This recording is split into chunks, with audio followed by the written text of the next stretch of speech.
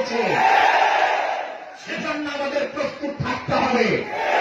কোরআন সুন্নাত ইসলামের সুমহান মর্যাদা রক্ষায়, বাংলাদেশের স্বাধীনতা সার্বভৌমত্বকে পার্শ্ববর্তী শত্রুর আগ্রাসন থেকে রক্ষায় যদি প্রয়োজন হয়, এই দেশের আলেম পীর সাহেবরাই অস্ত্র নিয়ে প্রথমে মাঠে নামবে।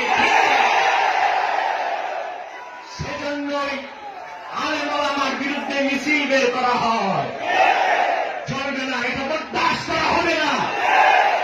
বাংলাদেশের সবচেয়ে সুপ্রিয় সংগঠনকে নিয়ে কোন মন্তব্য এদেশের মুসলমান বরদাস্ত করবে না। ঠিক কিনা বলেন? আমার প্রিয় ভাই সব, আমার প্রিয় ভাই।